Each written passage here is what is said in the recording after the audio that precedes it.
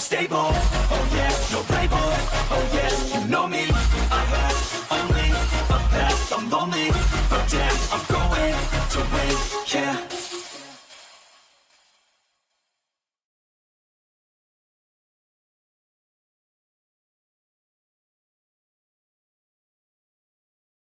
The last, part of a decade has been such an adventure. And it just, thank you again, man, for having me on here to even dive into some of this stuff. Originally, I am from Canada, and I'm from a province called Alberta and a city called Edmonton. That's where I was born, and that's where I lived most of my life, and that's where my mom is from, and my father, that's where they kind of raised me, at least for the greater part of my life. There's other parts, where we kind of moved around, but it's not really relevant to what we're going to go over today. Um,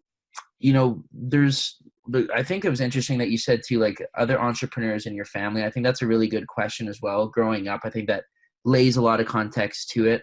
My father always worked in the oil rig, and my mom was a stay-at-home mother who did actually, through parts of her life of me growing up, try different entrepreneurship ventures, opened up a bookstore at one point, which actually did fairly well, and then ended up selling that. And other than that, that was pretty much her one actual venture that she did. And my dad was always in the oil field, and I was kind of expected to find somewhat of a trade or somewhat of a reliable, safe career in Canada. And for most of those Canadians who are watching this right now, we know that Canada's heavily based around the trades. That could be anything from electrician to, a welder. And remember being in high school and even junior high, and the teachers were like really setting us up for it. Like, man, remember that the people who are winning the most right now, people who are making the most money here in Canada are the people in the trades. Always thinking like, oh man, what trade am I going to do? Which one am I going to like best? Like electrical, like all my friends were going to electrical, like welding. And my stepdad kept telling me about this one heavy machinery operator or something. I'm like, man, there's so many options. I don't know what I'm going to do. And I got out of high school deciding to kind of just get a job in construction in general, not actually pursue and do an actual career in one of those. So I was a chef for a little bit. Or not a chef, but I was actually cleaning dishes for a little bit up north in Canada. I became a fire stopper. That was my construction job and one of my last jobs that I ever had. And I would go and I would caulk holes for a living, like put caulking inside of holes and make sure the fire wouldn't spread. And that was my job for 8 hours a day, sometimes more, for, I don't know, 18 bucks an hour, 18 Canadian dollars per hour was my life. Just so happened that I actually, one of my favorite passions at the time was paintball. And this is where it kind of gets weird and interesting. I would go to paintball all the time, not ping pong, not paddle tennis or whatever you call it, but like actual paintball, like.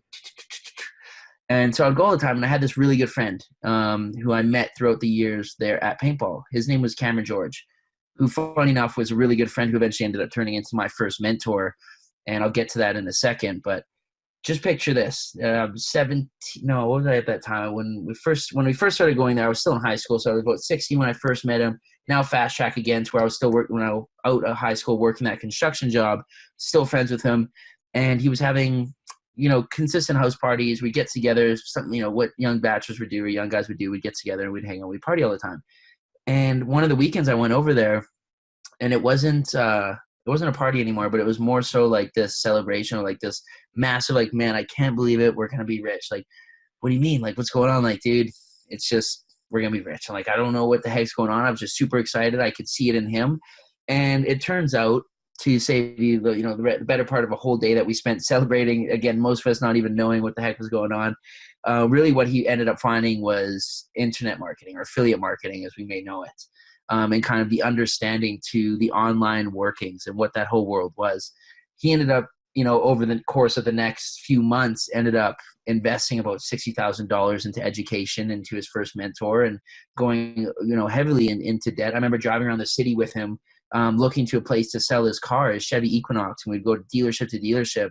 And it was just me and him going to these places. I'm like, he needs cash for it, right? He's got to raise as much as he can to start his business, his online business. At this point, dude, our group of 20 best friends that we used to hang out all the time, play paintball, just get together, and it was like just awesome times. Everyone thought he was absolutely crazy and he lost his mind, right? But I could tell from the conviction, I could tell from the certainty in what he was talking about that there was something there. Not that I understood it, but I knew that there was potential in it. And it made somewhat of sense that, like, why haven't I ever thought that? Of course there should be something on the internet. Like, that makes sense. And here I'm just thinking about trade. So, like, I was always encouraging of him, even when I didn't understand. And he ended up diving deep into it. And that $60,000 in debt didn't stop there. And he continued to invest in more and more and a lot more of his time. And as you know, Chris, and a lot of people watching this who are involved in some type of online business or affiliate marketing in general, we know that there's some type of a period that it takes that you're investing your time and energy and full focus into making this thing work. Mm-hmm. Right. And fast track a little bit. And it was not too long later that I was still in Edmonton supporting him, going, dude, you got this. Cause I never said I'm going to come with you. I said, dude, you got this. And he's now traveling. He was in like Jamaica, and then he's in Thailand, and we'd keep in touch every now and then. And he goes, 2 years later, he goes, Dakota, I'm coming by Edmonton. Do you mind? Can I stay at your place? And I'm still like fire stopping at this point, working some type of construction. I said, most certainly, dude, come by. So he comes over, and at this point, I start to move through the process of thinking, like, what if I started to move into this? Or, maybe this is something I can do. Cam was actually my first transition into this whole world of entrepreneurship. And he actually got me started through like a traditional way, even though he was online and doing sales online, like that you're very familiar with, Chris. He actually moved me into a traditional, like, multi-level, like, talk to your friends kind of model to give me the basics of self-development, to get me into the basics of like what it takes in order to shift yourself from, employee to entrepreneur at the most basic level. And it was about 6 months to 9 months that I was heavily involved in like shifting what I was reading and what I was putting into my, my mental visualization of what I wanted to do with my life. And things started to change really quick at that point. It was starting to see my first type of income that was not from a job. It wasn't based around the hours, but it was based around the energy, the things that I was doing within that. Although it wasn't much money, I learned a ton of stuff through that MLM. That naturally led into how can I start to get more leverage. And again, something that we're both very familiar with was obviously the internet, and transitioning things from traditional multi-level now onto the internet. And from there, that was kind of the first phase. That was kind of the history of that section right there. Fast forward 9 months after that, I was having my first 5-figure months at that point at 19 years old, living in Thailand.